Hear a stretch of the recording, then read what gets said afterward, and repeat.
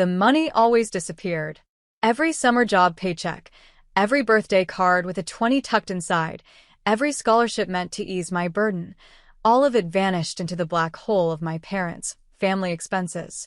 I'd learned to live small, to apologize for needing new shoes, to work double shifts between classes while my stomach growled.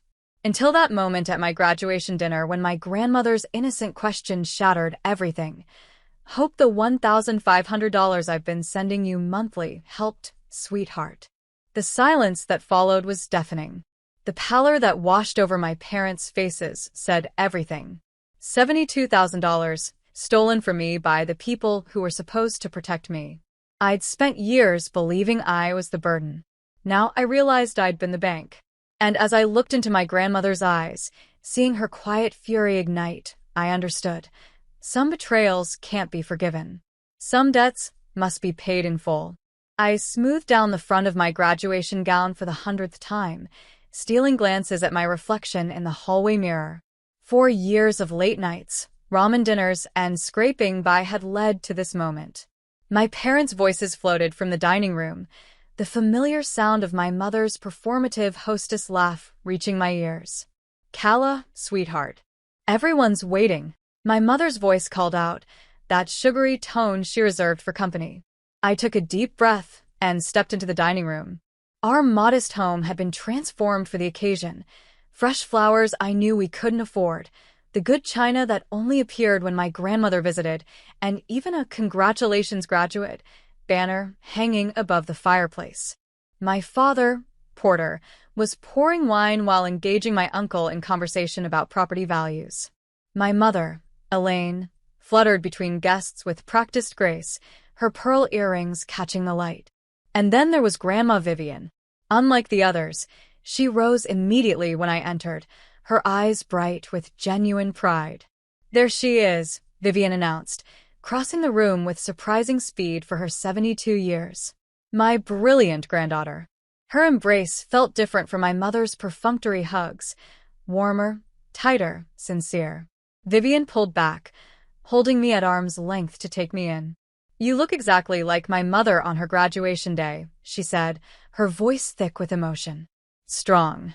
Ready for anything." My mother appeared at my side, placing a hand on my shoulder with just enough pressure to create distance between Vivian and me. "Mother, you're going to wrinkle her gown before we take pictures." Vivian's eyes flashed, but her smile remained. "Some things are worth wrinkling for, Elaine." The dynamic between them had always been tense, though neither would acknowledge it openly. Vivian lived 3 hours away in her small Victorian home, the one she'd refused to sell even after my grandfather passed. She visited rarely, usually for holidays and special occasions, each visit marked by my mother's anxiety and my father's strategic absences. Dinner progressed with the expected small talk. My father stood to offer a toast, champagne flute raised high. "To Kala, who has made us proud by graduating with honors," he said, his practiced smile not quite reaching his eyes. "Though we always knew she would succeed." My mother nodded enthusiastically. "Despite the financial challenges. We always told you, didn't we, Kala? That no matter how tight things got, we'd find a way." I smiled weakly, remembering the countless times I'd heard those exact words. "We can't afford that right now, Kala. Maybe next semester. You know how tight things are." It had been the soundtrack of my college years. The reason I'd worked 2 jobs while carrying a full course load, the explanation for why I couldn't join my friends on spring break, why I couldn't afford therapy when panic attacks started during sophomore year, why I wore the same 3 outfits in rotation until they frayed at the seams. "Kala has always been so understanding about our situation," my mother continued, reaching for my hand across the table. "So mature about the sacrifices." Vivian set her fork down with deliberate care. "Sacrifices?" My father cleared his throat. "Well, Mother Vivian, not everyone has unlimited resources. We've always been honest with Kala about our financial situation." "Honest," Vivian repeated, her tone neutral but her eyes sharp. She turned to me with unusual intensity.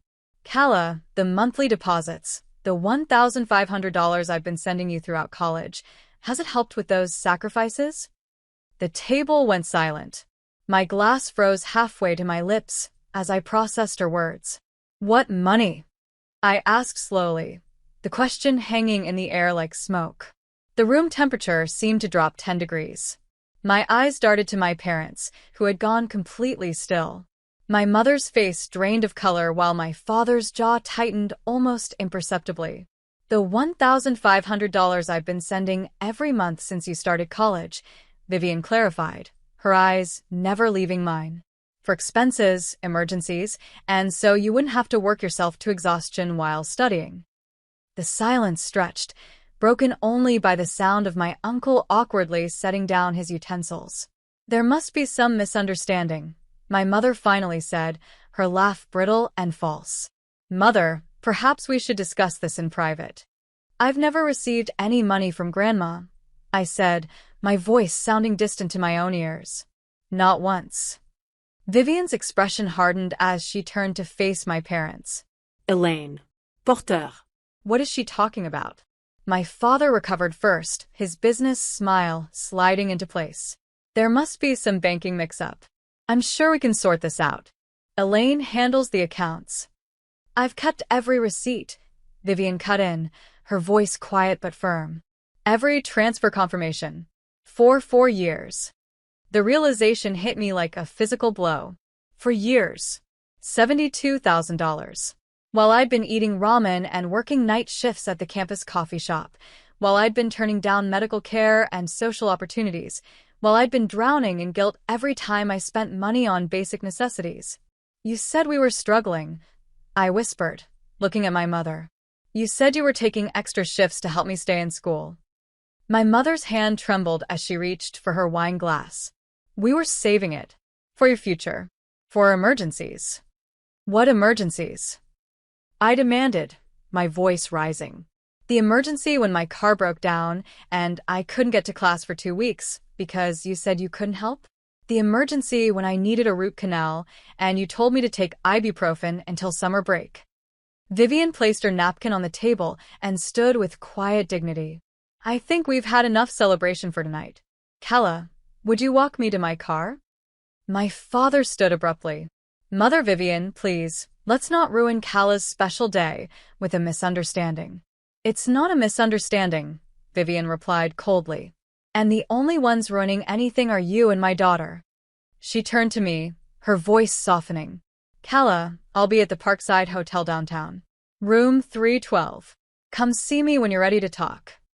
As she walked out, the silence she left behind was deafening. My cousins stared at their plates. My uncle muttered something about family matters, while my aunt suggested they should leave.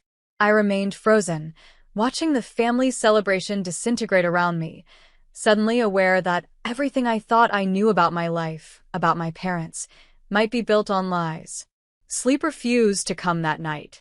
I lay in my childhood bedroom, staring at the glow-in-the-dark stars my father had put on the ceiling when I was 10, one of the few happy memories I had with him. The conversation with my parents after everyone left had been brief and unsatisfying. We were protecting you, my mother had insisted, her mascara smudged from crocodile tears. You weren't ready for that kind of money. We were going to give it to you after graduation as a surprise. My father had been more strategic. Your grandmother has always tried to control this family with her money.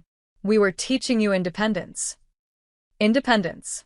The word echoed in my mind as I remembered the nights I'd gone hungry to save for textbooks, the scholarships I'd fought for, the loans I'd taken out despite my parents' assurances they were handling things.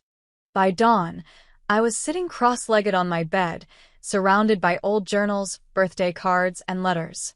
I'd started noticing patterns, references to gifts I'd never received, my mother's constant comments about my expensive taste, the guilt trips when I needed new clothes or school supplies.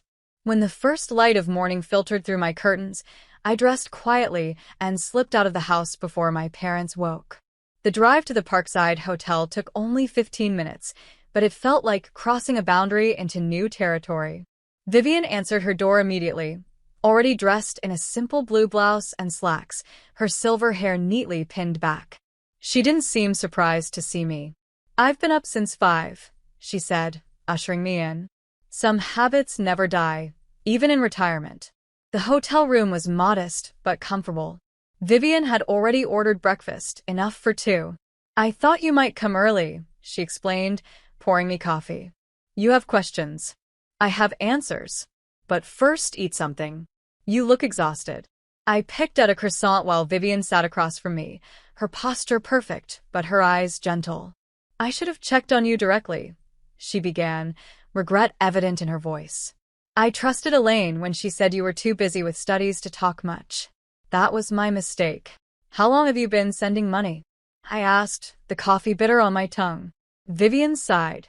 "Since you started college. $1,500 every month. But that's not all." She reached for her purse and removed a leather portfolio. "I also sent $500 monthly throughout your high school years for your college fund, I was told." My hands began to shake. "That's another $24,000. Yes. Nearly $100,000 total, meant for you." Vivian opened the portfolio, revealing meticulously organized bank statements. "I've always kept records. Your grandfather taught me that." I stared at the papers, each one a confirmation of my parents' betrayal. "Why didn't you ever mention it when we talked?" "We rarely talked, Kala. That's part of the problem." Vivian's voice sharpened. "Every time I called, Elaine said you were studying or working. When I sent birthday cards or Christmas gifts with checks, she'd tell me later how you'd spent them. I believed her." She paused, her hands clasping together tightly. "I should have pushed harder. I failed you." "No," I said firmly. "They failed me. They lied to both of us." Vivian nodded slowly. Yes. "And I think we need to understand how deep this goes." After breakfast, we made a plan. I would check my bank records and gather evidence. Vivian would consult her attorney about legal options. We would meet again the next day. As I drove back to my apartment near campus, my mind raced with memories. The time my mother claimed my birthday check from Vivian had bounced, making me feel too ashamed to thank my grandmother. The college trip to Europe I'd been forced to decline because my parents said we couldn't afford the deposit, despite Vivian's money supposedly waiting in my account. The winter my heat was shut off because I couldn't pay the bill, while I worked double shifts between classes. At my apartment, I pulled out my laptop and logged into my bank account, the one my mother had helped me set up when I turned 18. I scrolled through years of transactions, searching for any trace of Vivian's generosity. Nothing. With shaking hands, I called the bank. "I need to know if there are any other accounts associated with my social security number," I said after verifying my identity. "I see 3 accounts," the representative replied. "Your checking and savings that you're currently viewing online, and a joint account with Elaine Winter." My stomach dropped. I never opened a joint account with my mother. "The paperwork was completed when you were 17, according to our records. Your mother has signatory authority." I ended the call and immediately texted my cousin Miran. We'd been close as children but had drifted apart in recent years, something I now suspected might have been deliberate on my parents' part. Need to talk. "It's important. About money and our family." Her response came within minutes. "Finally figure it out?" Call me. Miran's voice was familiar yet distant when I called. "I wondered when you'd realize what was happening," she said without preamble. "Aunt Elaine and Uncle Porter did the same thing with my college fund from Grandpa before he died. They managed it until there was nothing left." "Why didn't you tell me?" I asked, hurt mingling with anger. "I tried once. You defended them so fiercely that Aunt Elaine convinced everyone I was jealous and lying." Miran's voice was matter-of-fact, without bitterness. "After that, my parents wouldn't let me spend time with you unsupervised. Said I was a bad influence." The conversation with Miran opened another wound, the realization that my isolation hadn't been accidental. Friends who'd drifted away after meeting my parents. Relatives who stopped inviting me to events. The subtle ways my mother had criticized anyone who got too close. That evening, I received an email from Vivian with a notarized letter from her bank, confirming all transfers made to my parents over the years. Nearly $100,000, just as she'd said. The evidence was irrefutable. I drove to my parents' house the next morning, determined to confront them directly. My mother answered the door in her bathrobe, feigning surprise. Kala, we thought you'd gone back to your apartment. Come in, I'll make coffee. My father sat at the kitchen table, newspaper in hand, as if it were any normal day. He lowered it slightly when I entered, his expression carefully neutral. I know about the joint account, I said without preamble. I know you forged my signature when I was 17. My mother's hand stilled on the coffee pot. That's a serious accusation, Kala. It's not an accusation. It's a fact. The bank confirmed it. My father folded his newspaper deliberately. We did what any responsible parents would do. You were a minor. We established an account for your future. Where's the money? I demanded. Grandma's money. My money. My mother's face transformed, her expression hardening. After everything we've done for you, this is how you repay us? With accusations? Where do you think your tuition came from? Your apartment? Your car? I paid for my apartment with my jobs, I countered. I got scholarships for tuition. And the car was from Uncle Julian. You just put it in your name because of insurance rates. You're being ungrateful, my mother said, her voice rising. We sacrificed everything for you. What did you sacrifice? I asked, my voice deadly quiet. Your trips to Mexico every winter? The kitchen renovation last year? Dad's new car. My father stood, his chair scraping against the floor. That's enough. You don't understand adult responsibilities, Kala. We had expenses, investments. Stop lying, I shouted, surprising even myself with the force of my anger. Just stop. I have the bank records. I have Grandma's notarized statements. I know what you did. My mother's face crumpled into tears, the same performance I'd seen countless times when she wanted to end a difficult conversation. How can you do this to us? After all we've done? You're breaking my heart.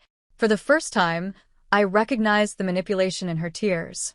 The way she'd always twisted situations to make herself the victim. How many times had I comforted her when I was the one who had been wronged? I'm going to find out exactly what happened to that money, I said, backing toward the door. And I'm going to make sure Grandma knows everything. My father's expression darkened. Don't threaten us, Kala. We're still your parents. Not anymore, I whispered, the words burning my throat. Not after this. I left their house feeling both shattered and strangely free. In my car, I found a text from Vivian. My attorney will see us at 2 p.m. I'll pick you up at your apartment. We'll face this together. For the first time in years, I felt like I wasn't alone. The attorney's office was housed in a converted Victorian downtown, its interior warm with wood paneling and leather chairs. Mr. Harlow, Vivian's attorney for over 20 years, was a slim man with silver-rimmed glasses and a deliberate way of speaking that immediately put me at ease. What we're looking at here, he said after reviewing our documents, is potentially financial fraud and grand theft. The forgery of your signature on the joint account when you were a minor is particularly troubling. Vivian sat beside me, her hand occasionally squeezing mine when my voice faltered as I explained my financial history. The psychological component is equally concerning, Mr. Harlow continued. What you're describing, the isolation from family members, the guilt manipulation, the controlled narrative about money, these are hallmarks of financial abuse. The word abuse landed like a physical blow. I'd never applied that term to my upbringing, despite the constant anxiety, the walking on eggshells, the crushing guilt whenever I needed something. Can we prove it? Vivian asked, her voice steady, but her fingers trembling slightly against mine. With what you've provided, we have a strong start, Mr. Harlow confirmed. Bank records don't lie. The notarized confirmation of your transfers, Ms. Winter, establishes intent. Now we need to trace where the money went. As we left the attorney's office, Vivian suggested dinner at a small restaurant nearby. Over soup and sandwiches, she watched me with concern. You're very quiet, she observed. Having second thoughts? I shook my head. Just processing. Remembering things differently now. Like what? Like when I was 16 and wanted to attend a summer writing program at Northwestern. Mom said we couldn't afford it, even though I'd earned a partial scholarship. She cried about how embarrassed she was that she couldn't provide opportunities for me. I pushed my soup bowl away. I wrote a letter declining the scholarship, apologizing for wasting their time. Vivian's expression darkened. That was the summer I sent an extra $3,000 specifically for Kala's writing program. Elaine told me you'd changed your mind about attending. There were so many things like that, I whispered. School trips, doctor visits, even clothes. I wore the same jeans until they had holes because Mom would make comments about how expensive my taste was, how tight money was that month. While they renovated their bathroom and took cruises, Vivian added, her tone bitter. I blame myself, I admitted, for wanting too much, for being a burden. Vivian reached across the table, her eyes fierce. You were a child, their child, never a burden. The next day, I met with Ms. Reynolds, my high school English teacher. She'd always taken a special interest in my writing, often giving me extra books and sometimes even lunch money, which I'd accepted with burning shame. I'm not entirely surprised, she said when I explained why I wanted to meet. I called Child Protective Services once, during your junior year. I stared at her in shock. You did what? Ms. Reynolds nodded gravely. You came to school in December, wearing only a light jacket. When I asked about a winter coat, you said you didn't want to stress your parents out by asking for one. You were working at that grocery store after school, but seemed afraid to spend money on yourself. She sighed. CPS visited, but your mother was very convincing. Said you were going through a dramatic phase. Nothing came of it. That evening, Vivian introduced me to Uncle Julian, my father's brother, whom I barely knew. He'd been largely absent from family gatherings for years, something my father had explained away as Julian's instability. Julian met us at Vivian's hotel, his resemblance to my father striking despite his more casual appearance and genuine smile. Porter cut me out years ago, he explained, accepting the coffee Vivian offered. After I confronted him about some financial irregularities in our mother's estate. What kind of irregularities? I asked. Julian's expression hardened. Money disappeared. Accounts were mysteriously emptied. Porter had power of attorney, and when I questioned certain transactions, I became persona non grata. He looked at me with sympathy. I'm sorry I wasn't there for you, Kala. I tried to stay in touch, but your parents returned my letters and gifts. They did what? I whispered. Classic isolation tactic, Vivian murmured. Cut off potential allies. Julian leaned forward, his expression serious. Listen to me, Kala. They'll do anything to maintain their image. When you confront them legally, and you should, they'll cry, they'll plead, they'll promise change. Don't trust their apologies. That night, as if on cue, my phone lit up with messages from my mother. Sweet, conciliatory texts promising explanations, inviting me to dinner, to work things out as a family. I showed the messages to Vivian, who was staying an extra week in town to support me. Don't go alone, she warned. They'll outnumber you, manipulate the conversation. If you want to hear them out, I'll go with you. My boyfriend Reese called while I was with Vivian. We'd been dating for 8 months. He was kind and stable, if somewhat conventional. When I explained the situation, his response left me cold. Are you sure you want to go through with this? He asked. Legal battles with family can drag on for years. Maybe they really were trying to protect you in their own way. They stole from me, I said, disbelieving his response. They lied to me my entire life. I know, and that's wrong, he backpedaled. I just wonder if it's worth all this drama. Families are complicated. After we hung up, Vivian found me crying on the balcony of her hotel room. Reese thinks I should let it go, I explained, wiping my eyes.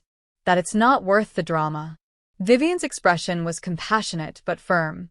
When people show you who they're willing to stand beside in a crisis, believe them. She sat next to me, wrapping a blanket around my shoulders. You're not alone in this fight, Kala. I'm here. Julian's here. Your cousin Mirren. Even your teacher. You have allies. The next day, armed with Julian's advice and Vivian's unwavering support, I agreed to meet my parents, but on neutral ground, at a coffee shop downtown with Vivian present. My mother's face tightened when she saw my grandmother, but she quickly recovered, reaching for me with outstretched arms. Calla, sweetheart, we've been so worried. I stepped back, avoiding her embrace. I'm here to listen to your explanation. That's all. My father cleared his throat, glancing nervously at the neighboring tables. Could we discuss this somewhere more private? No, Vivian and I said simultaneously. We sat at a corner table, my parents across from us. I placed my phone between us, the recording app visibly running. For my records, I explained. My mother's smile faltered. Is that really necessary?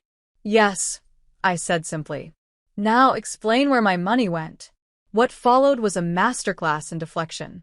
My father talked about family finances and shared resources. My mother dabbed at non-existent tears while mentioning her sacrifices and maternal concern about my financial responsibility. So, you admit you took the money? I pressed. We managed it, my father corrected, as any responsible parents would. You didn't know how to handle large sums. How would you know? I countered. You never gave me the chance. We put it in a family joint account, he said, the admission slipping out in his frustration. For emergencies and your future. I leaned forward. Where is it now? My parents exchanged glances. There were expenses. My mother began vaguely. What expenses? Your tuition. I had scholarships and loans. The car. Uncle Julian paid for that. My father's composure cracked slightly. We're your parents, Calla. We don't owe you an itemized receipt for every decision we made on your behalf. Vivian, who had been silently observing, finally spoke. Actually, legally you do. Especially since you forged her signature and diverted funds specifically designated for her use. My mother turned on Vivian, her mask slipping completely. You've always undermined my parenting. Always thought you knew better. Well, look what you've done now.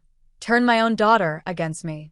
You did that yourself, Elaine, Vivian replied calmly. I stood, gathering my phone and bag.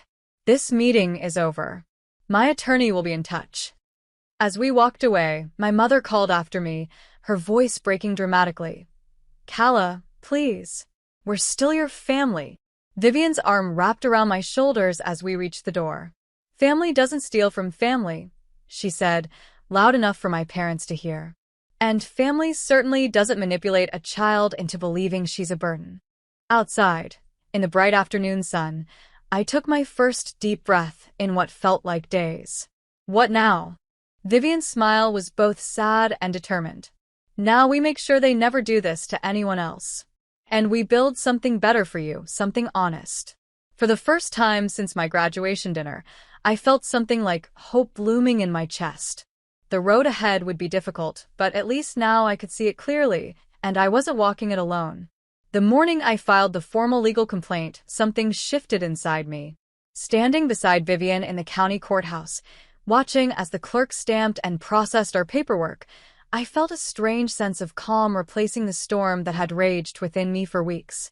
How do you feel? Vivian asked as we descended the courthouse steps. Like I'm finally fighting back, I said, surprised at the steadiness in my voice. The complaint was comprehensive: financial fraud, forgery, theft by conversion. Mr. Harlow had helped us gather everything: bank statements, notarized letters from Vivian confirming the intended purpose of her gifts, testimony from Julian about previous patterns of financial misappropriation, even a statement from Ms. Reynolds about her concerns during my high school years. They won't take this lying down, Vivian warned as we drove back to her hotel. She'd extended her stay indefinitely, moving from the Parkside to a long-term rental apartment downtown. Elaine knows how to play the victim. She learned from the best. Her father was the same way. I'm ready, I said, though my stomach twisted at the thought of what was coming. News traveled quickly in our small town. By that evening, my phone was buzzing with texts from family, friends, and distant relatives, some offering support, others demanding explanations. The story had begun to spread. Calla Winter was suing her parents for fraud. Vivian's decision to publicly distance herself from my parents added fuel to the fire. At her regular bridge club, when asked about the situation, she'd been direct. My daughter and son-in-law stole nearly $100,000 meant for my granddaughter's education and welfare. I won't be associated with thieves, family or not. The fallout was immediate. Invitations to community events that had always included my parents suddenly specified Vivian and me instead. Friends they'd cultivated for years began to question their own financial dealings with them. My father's business associates started asking uncomfortable questions. 3 days after we filed, my mother appeared unannounced in my apartment, her eyes red-rimmed and her hands shaking. "Please," she begged from my doorway. "You have to drop this. You're ruining everything." I held the door frame, blocking her entry. "Like you ruined my chance at a normal college experience? At medical treatment when I needed it? At opportunities that could have changed my life?" "I was protecting you," she insisted, her voice rising to that familiar pitch that had always made me back down in the past. "Porter was the one who took the money. I just went along with it because I was afraid of what he would do." The lie was so transparent it almost made me laugh. "Mom, I've seen the bank records. You were the primary signatory on the account. You made most of the withdrawals." Her face crumpled, tears flowing freely now. "You have no idea what it's like to be married to someone like your father. The pressure, the control." "Stop," I said firmly. "I'm not doing this with you. Not anymore. Everything goes through our attorneys now." As she opened her mouth to protest, Vivian's car pulled into the parking lot. My grandmother approached with purposeful strides, her expression hardening at the sight of her daughter. "Elaine," she said coolly, "this is inappropriate. Kala has made it clear she doesn't want direct contact." My mother whirled toward Vivian, her grief transforming instantly to rage. "You did this. You turned her against us. You've always been jealous of my relationship with Kala." Vivian didn't flinch. "What relationship, Elaine? The one where you manipulated and stole from her? Where you isolated her from anyone who might have helped her? That relationship?" "You have no right." "I have every right," Vivian interrupted, her voice like steel. "You robbed your daughter of dignity. That can't be undone with tears and excuses." My mother stared at her, mouth open in shock. Vivian had always been somewhat deferential to her daughter in the past, avoiding direct confrontation. This new, fierce Vivian was a revelation. "I'm done with you," Vivian continued. "As of yesterday, I've changed my will. You and Porter are no longer beneficiaries of anything I leave behind. It will all go to Kala and to charities that support victims of family financial abuse." My mother's face went white. "You can't do that. It's already done." Vivian took my arm gently. "Come inside, Kala. We have dinner plans to discuss." That night, Reese called to tell me he couldn't continue our relationship. "It's too much," he said, his voice strained. "The court case, the family drama. I didn't sign up for this, Kala." Though I'd seen it coming, the finality of his abandonment still stung. After we hung up, I found Vivian in the kitchen of her rental apartment, making tea. "Reese is gone," I said simply. She nodded, unsurprised. "Some people can only walk with you when the path is smooth." The next morning, Mr. Harlow called. The judge had set a date for an emergency hearing. My parents were attempting to have the case dismissed before discovery could begin. "They're getting nervous," he explained. "This is good for us. It means they know we have a strong case." The hearing was scheduled for the following week.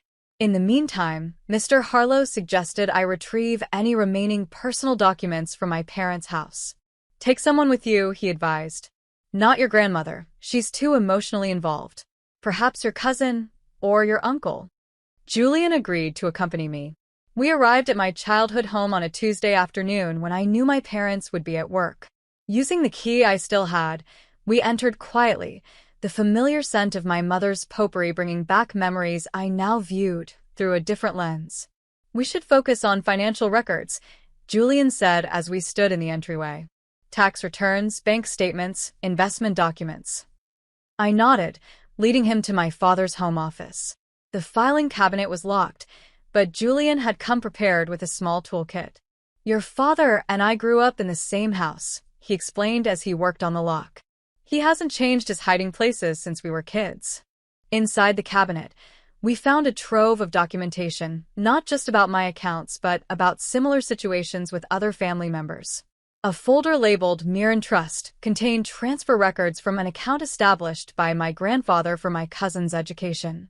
Another file, labeled JW Estate, held papers relating to my grandmother's sister Judith, who had died 10 years earlier.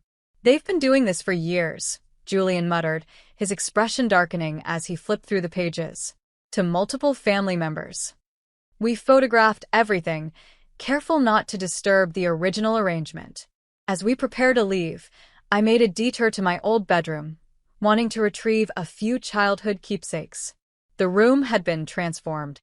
My twin bed was gone, replaced by an exercise bike and weight bench. My bookshelves had been removed, the walls repainted. There was no trace of me left. They were planning to erase me even before all this. I realized aloud, my voice echoing in the unfamiliar space. Julian placed a hand on my shoulder. "They can change the room, Calla. They can't erase who you are." The day of the hearing arrived with a sense of inevitability. The courthouse was busier than I'd expected, with several familiar faces in the corridor, neighbors, former teachers, even my mother's bridge club friends. Vivian greeted them with quiet dignity while I tried to calm the butterflies in my stomach. My parents arrived with their attorney, a sharp-featured man named Bennett who specialized in defending white-collar criminals. My mother was dressed in muted colors, her makeup minimal, playing the role of the wounded parent. My father looked grim but composed in his best suit. Inside the courtroom, Judge Levinson, a stern woman in her 60s, reviewed our filings with methodical precision. After the attorneys presented their initial arguments, she looked directly at me. "Ms. Winter, I understand you wish to make a statement. While unusual at this stage, given the nature of this case, I'll allow it." I rose on shaking legs, feeling Vivian's encouraging presence behind me.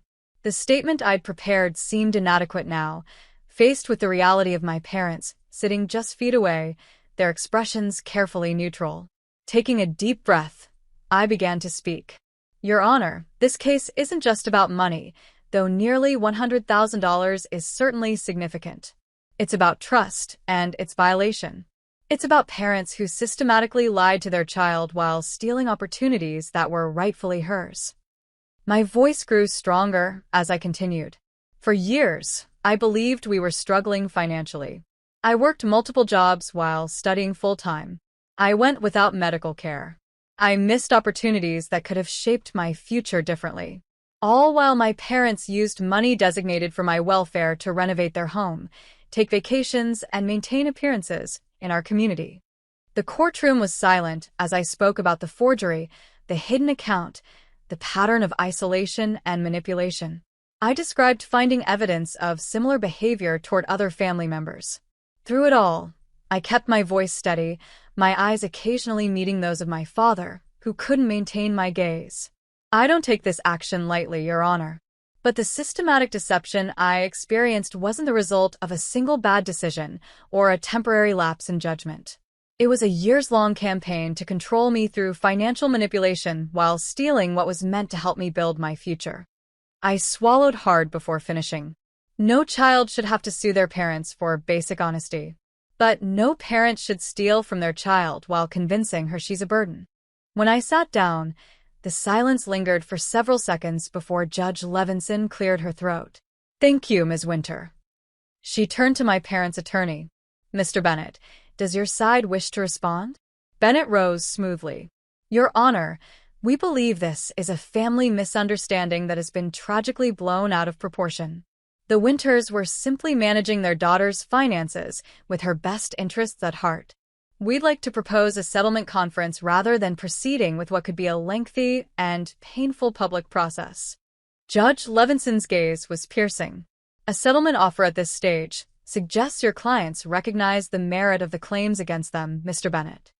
"Not at all, Your Honor. It simply reflects their desire to heal their family without unnecessary litigation." The judge studied my parents for a long moment before turning back to me. "Ms. Winter, are you interested in settlement discussions?" Before I could answer, Mr. Harlow stood. "Your Honor, my client has attempted informal resolution multiple times.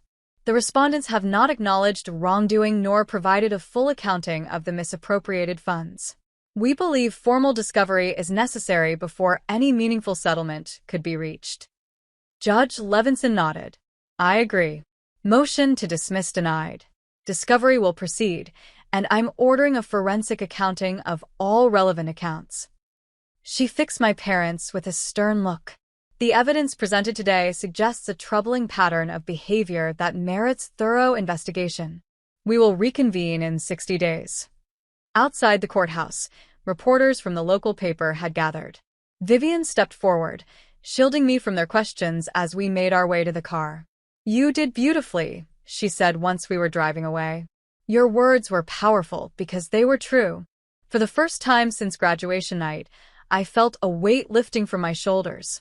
The road ahead would be difficult, but I had finally found my voice. The small one-bedroom apartment I rented with the initial restitution funds was a much, a converted space above a bookstore downtown, but it was mine.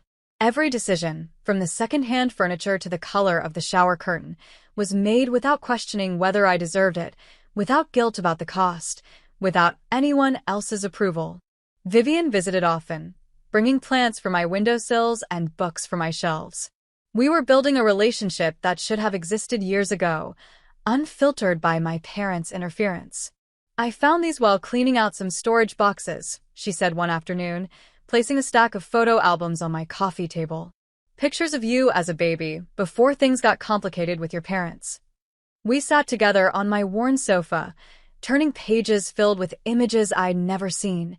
Vivian holding me in the hospital, my first birthday celebration at her house, a Christmas where she'd dressed as Santa. They kept these from me, I said, tracing a photo of Vivian pushing me on a swing. I never knew we had these moments. They started limiting my access to you when you were about 3, Vivian explained, her voice tinged with old pain. Elaine would make excuses. You were sick, you had plans, you were too tired for visitors. Eventually, the visits became so restricted that I only saw you at major holidays or events they controlled. I leaned against her shoulder, trying to reconcile these images with my limited memories. I always thought you were distant by choice, that you didn't want to be involved in my life. Never, she said firmly. You were always precious to me. I just didn't fight hard enough to stay connected to you. That's my greatest regret. As the legal process continued, I began meeting weekly with Amory Fletcher, a social worker who specialized in supporting survivors of family financial abuse. She was a warm, direct woman in her 40s who had experienced similar manipulation from her own father. What you're feeling is normal, she assured me during our first session. The confusion, the anger, the grief, they're all part of recognizing that your reality was deliberately distorted by people who should have protected you. With Amory's guidance, I started journaling, not just about recent events, but about memories from throughout my childhood. Patterns emerged. My mother's dramatic emotional collapses whenever I asserted independence, my father's cold dismissal of my accomplishments unless they reflected well on him, the way basic needs became special requests that required elaborate justification. They made me feel like existing was an imposition, I told Amory one day, the realization striking me suddenly. Like I had to earn my right to take up space in the world. She nodded. That's the core of this kind of abuse, making the victim believe they're fundamentally unworthy. It makes them easier to control. One evening, at Amory's suggestion, I wrote a letter to my 14-year-old self, the girl who had begun working weekends at a local grocery store, turning over most of her earnings to her parents for household expenses, while believing her family was on the verge of financial collapse. Dear Kala at 14, you're not the burden they're making you feel like. The confusion you feel when they praise your independence while making you dependent, that's not your imagination. The guilt you carry for needing new shoes or wanting to join the school trip, you don't deserve that. The way you've learned to make yourself smaller, to need less, to apologize for existing, none of that is because there's something wrong with you. The money you earn that disappears into their hands, it's not really helping with bills. The stories about financial struggle are lies designed to keep you grateful for scraps. The isolation you feel from friends and relatives isn't because you're unlikable or too needy. It's deliberate. I wish I could tell you it gets better soon, but the truth is, it will take years before you discover what they've been doing. But when you do, you'll find real support. You'll find your grandmother, the woman they've kept at arm's length your whole life. You'll find your voice. You'll begin to understand that you deserve basic dignity and honesty. You're not alone, even though it feels that way now. Keep those small dreams alive. Keep writing in your hidden journal. Keep believing there might be more to the world than what they show you. One day, you'll build a life they can't touch. With love from your future self, Kala. After 2 months in my apartment, Vivian invited me to stay with her at her Victorian home 3 hours away. Just for the summer, she suggested. I'm working on a memoir and I could use your writing expertise. Plus, it would give us time together without the constant reminders of the court case. The timing felt right. Discovery was ongoing, with forensic accountants tracing the path of Vivian's money through various accounts and investments. My parents had made one more attempt at settlement, offering to repay half the amount with no admission of wrongdoing, which we had rejected outright. They still don't understand, I told Mr. Harlow after reviewing their offer. This isn't just about the money. It's about accountability. Vivian's home was exactly as I'd imagined from the few times she described it, a graceful 2-story Victorian with a wide porch and gardens that bloomed with careful planning. My room overlooked a Japanese maple tree that cast dappled shadows across the hardwood floor. This was meant to be your room whenever you visited, Vivian explained as she helped me unpack. I kept hoping your parents would relent and let you stay for summers or school breaks. For the first time since graduation, I felt truly at peace. Mornings were spent helping Vivian with research for her memoir, a project she'd begun after retiring from teaching English at a local community college. Afternoons were mine for reading, walking, or working on my own writing. Evenings were for long conversations on the porch, filling in the decades of connection we'd missed. One weekend, my cousin Mirren drove up to visit, bringing old family photos and stories I'd never heard. We sat in Vivian's sunroom, reconstructing relationships that had been distorted by my parents' narratives. They told me you thought you were too good for the rest of us, Mirren admitted, sorting through pictures from a family reunion I barely remembered. That you didn't want to be associated with the country side of the family. I shook my head, the familiar ache of lost time settling in my chest. They told me you all stopped inviting me because I was difficult and high maintenance. Classic triangulation, Mirren said, the term familiar for my sessions with Amory. Keep everyone separated so no one compares notes. We were interrupted by the sound of Vivian's security system chiming. Through the window, I saw my mother's car pulling into the driveway. I didn't know she was coming, I said, tension immediately flooding my body. Vivian appeared in the doorway, her expression grim. She's not invited. I'll handle this. From the sunroom window, I watched as my grandmother met my mother at the front gate. Their conversation was brief, my mother's gestures becoming increasingly agitated while Vivian remained perfectly still. Finally, my mother collapsed into tears, falling to her knees on the walkway in a display I'd seen countless times, the ultimate manipulation when all else failed. Vivian didn't move to comfort her. Instead, she spoke a few final words and turned back toward the house, leaving my mother crumpled on the path. When she returned to the sunroom, Vivian's face was composed, but her hands trembled slightly. What did she want? I asked. Forgiveness, Vivian replied simply. She claims your father has left her, that she's alone and realizes her mistakes. She wants to make amends. Do you believe her? Vivian considered the question carefully. I believe she's suffering. I believe she may even regret some of her actions. But I don't believe she's capable of the kind of honest self-reflection necessary for true change. What did you tell her? That she's no longer welcome at my home. That she'll answer to you, not to me. That we're not her support system anymore. Vivian sat beside me, taking my hand. Was that too harsh? I thought of all the years of manipulation, the carefully constructed lies, the opportunities stolen, the relationships sabotaged. No, I said finally. It was honest. That's all we can be now. 2 weeks later, I received a letter from my mother, 20 pages of flowing handwriting, alternating between self-justification and desperate pleas for reconciliation. She described my father's emotional abuse toward her, his controlling behavior, her fear of standing up to him. She claimed to have saved some of Vivian's money in a separate account for emergencies that my father didn't know about. I read the letter twice, searching for something genuine amid the familiar patterns of manipulation. There were moments of apparent insight, admissions of jealousy toward my relationship with Vivian, acknowledgement of using guilt to control me, but they were embedded in excuses and deflections of responsibility. That evening, I built a small fire in Vivian's backyard fire pit. Mirren and Vivian joined me as I placed the letter on the flames, watching as the pages curled and blackened.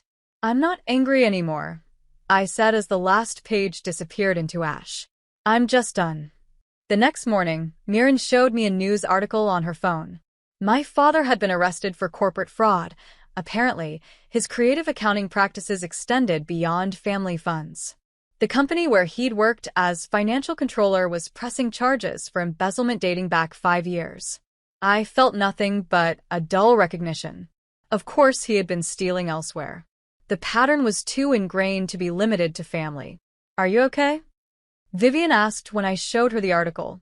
"Yes," I said, realizing it was true. Their choices don't define me anymore.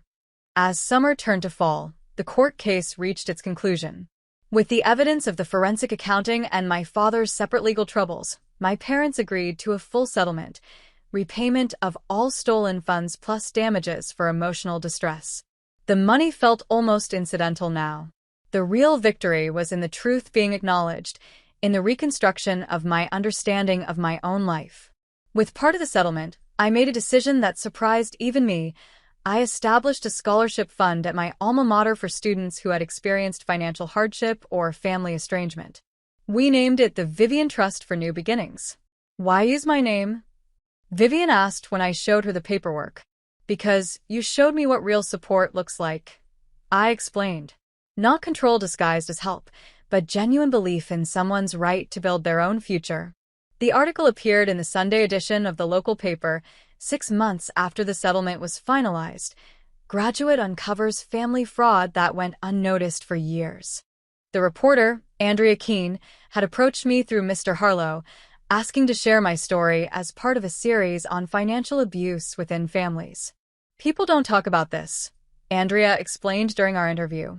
"They feel too ashamed, too confused about their own experiences. Your willingness to speak openly could help others recognize what's happening to them." The article was thoughtful and detailed, focusing not just on the financial aspects but on the psychological impact of long-term manipulation. When it was published, I braced myself for backlash, for accusations of family disloyalty or attention-seeking. Instead, my inbox filled with messages from strangers sharing similar experiences. Adult children whose inheritances had been diverted by siblings, grandparents who had been blocked from helping grandchildren, college students whose parents had leveraged financial support to control their choices. "I thought I was the only one," wrote a woman named Tessa. "Reading your story was like seeing my own life reflected back at me for the first time." Dr. Marian Ellison, the head of my university's psychology department, called to invite me to speak at a student leadership symposium. "Financial literacy and boundary setting are critical skills we don't teach effectively," she explained. "Your perspective would be invaluable." Standing at the podium in the campus auditorium, facing rows of students not much younger than myself, I felt an unexpected calm. I had brought my journals, the raw, unfiltered record of my journey from confusion to clarity. "Financial abuse doesn't always look like obvious theft," I began, opening to a dog-eared page.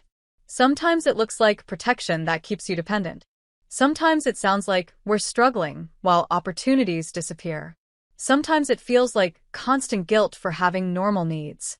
I read entries spanning years, from high school anxieties about asking for school supplies to college calculations about whether I could afford antibiotics for strep throat. With each reading, I saw recognition dawn on different faces in the audience. The response was overwhelming. Students lined up afterward to speak with me, many sharing whispered confessions of similar dynamics in their own families. Faculty members asked for resource lists and warning signs. The University Counseling Center requested permission to develop a workshop based on my experiences. What began as a single speaking engagement evolved into a modest platform. I started a podcast called Inheriting Silence, where I interviewed experts on financial abuse and shared stories from survivors who had reclaimed their autonomy. Each episode ended with practical resources, legal options, support groups, financial literacy tools. The podcast gained traction slowly, then caught the attention of a producer at a national radio network. After a feature segment aired nationally, listenership exploded. 6 months into the podcast's run, I received an email that stopped me in my tracks. It was from a 16-year-old girl in Oregon named Lily. "I've been listening to your podcast in secret for months. My parents control everything, my bank account, my summer job money, even the hours I work. They say they're teaching me responsibility, but they never actually let me make decisions. After hearing your story, I asked my guidance counselor for help. She contacted my aunt, who I haven't seen in years because my parents said she was unstable. Turns out my aunt has been trying to reach me all along. She's helping me set up a separate account for my earnings and applying to colleges without my parents knowing. For the first time, I feel like I might have a future they can't control. I don't know if I'll ever be brave enough to confront them like you did. But knowing I'm not crazy or ungrateful for questioning them has changed everything. Thank you for speaking when it would have been easier to stay silent." I showed the email to Vivian, who had become my most steadfast supporter and frequent podcast guest. Her eyes filled with tears as she read it. "This is why we fought," she said simply. "Not just for your money, but for every Lily out there." Amory, who had transitioned from my therapist to my friend and occasional podcast consultant, suggested we formalize our growing community. Together, we co-founded a support group called Quiet Funds, focused on financial literacy and family manipulation recovery. What began as monthly meetings in a borrowed community center space expanded to chapters in neighboring cities, then across the state. One rainy Tuesday, I arrived home from recording a podcast episode to find a thick envelope in my mailbox. The return address was my mother's, though I hadn't heard from her since my father's sentencing for corporate fraud 6 months earlier. He had received 5 years, eligible for parole after 3, a consequence that seemed to have finally broken through my mother's elaborate defenses. The letter inside was different from her previous attempts at contact. There were no tear stains, no dramatic declarations, no elaborate excuses. Instead, there was a simple, direct accounting of her actions over the years, not just with me, but with others in the family. She admitted to jealousy of Vivian's relationship with me, to resentment of my academic success, to deliberate isolation tactics designed to keep me dependent. "I won't ask for forgiveness," she wrote toward the end. "I don't deserve it, and requesting it would be another form of emotional manipulation. I only want you to know that I see clearly now what I've done, and I'm working with a therapist who specializes in narcissistic behavior patterns. Whether you ever want contact with me again is entirely your choice, and I will respect whatever boundaries you set." That evening, I built another fire in my small backyard. I had purchased a modest house near Vivian's the previous spring. This time, as I placed the letter on the flames, the feeling wasn't of anger or finality, but of quiet closure. That chapter of my life was truly finished. Vivian joined me on the porch afterward, wrapping a quilt around both our shoulders as we watched the embers die down. "Are you sad?" she asked, studying my expression. I considered the question carefully. Not sad exactly, just aware of what could have been in another reality where they made different choices. "You've built something remarkable from the ashes," Vivian said, gesturing toward my home, my life, the community we'd created. Something honest. The following week, I received an invitation to speak at a national conference on family financial ethics. The keynote address would be delivered to financial advisors, estate planners, and family counselors, professionals who could help identify and prevent situations like mine. As I prepared my speech, I reflected on the journey from that graduation dinner to the present moment. The money had been recovered, the legal battle won, but the real victory was in the reclaiming of my narrative and in helping others reclaim theirs. Vivian insisted on being in the front row for my address, her silver hair elegantly styled, her eyes bright with unshed tears as I took the podium. At 83, she had become not just my grandmother but my closest friend, co-conspirator, and most trusted advisor. Financial abuse within families persists because we don't name it. I began, surveying the room of professionals. We excuse it as protection, dismiss it as misunderstanding, or hide it out of shame. But naming it is the first step toward healing, both for individuals and for our communities. For 40 minutes, I spoke about red flags, intervention points, and the crucial role of neutral financial advocates for young adults. I shared anonymized stories from podcast listeners and support group members, highlighting the patterns that transcended socioeconomic backgrounds and family structures. The money itself is often secondary to the control it represents, I explained. The psychological impact of being made to feel like a burden, of having your autonomy systematically undermined, extends far beyond the financial loss. Recovery requires not just restitution but recognition, the acknowledgement that what happened was real and wrong. After the applause died down and the formal Q&A ended, a line formed of people wanting to speak with me privately. Among them was an older gentleman with kind eyes and a gentle manner. "My daughter stopped speaking to me 5 years ago," he confided. "After listening to your podcast, I realized I'd been using financial support to control her choices, where she lived, what she studied, who she dated. I never saw it as manipulation until I heard you describe your experience." He paused, blinking back tears. "I've started therapy. I sent her a letter apologizing without expectations. I don't know if she'll ever forgive me, but for the first time, I understand why she needed to walk away." Later that night, in the quiet of my hotel room, I called Vivian to share the day's events. "You've created something important," she said, pride evident in her voice. "Something that will outlast both of us." "We created it." I corrected her. "I couldn't have done any of this without you." "You would have found your way eventually," Vivian insisted. "You always had that strength inside you." As we said goodnight, I thought about the frightened, confused young woman I'd been at that graduation dinner, believing herself a burden, unaware of her own worth, isolated by careful design. The journey from that moment to this one had been painful, but necessary. I opened my laptop and began typing the introduction to the book I'd been considering for months. I didn't lose a family that day at my graduation dinner. I found the courage to build a real one founded on honesty instead of manipulation, on support instead of control, on love instead of fear. This is that story. The cursor blinked on the screen, steady and patient, waiting for the words that would transform private pain into public purpose. Outside my window, the city lights twinkled like stars, each one representing a life connected to countless others through invisible threads of influence and care. Somewhere out there were people still trapped in silence, still questioning their own perceptions, still believing themselves unworthy of basic dignity. For them, I would keep speaking. For them, I would continue turning inheritance into advocacy. For them, and for the young woman I once was, I would make sure the silence ended here. What would you sacrifice to reclaim your stolen dignity? How far would you go to protect those you truly love? If this story of betrayal and redemption resonated with you, please like, subscribe, and share for more powerful narratives that explore the shadows within families and the courage it takes to step into the light.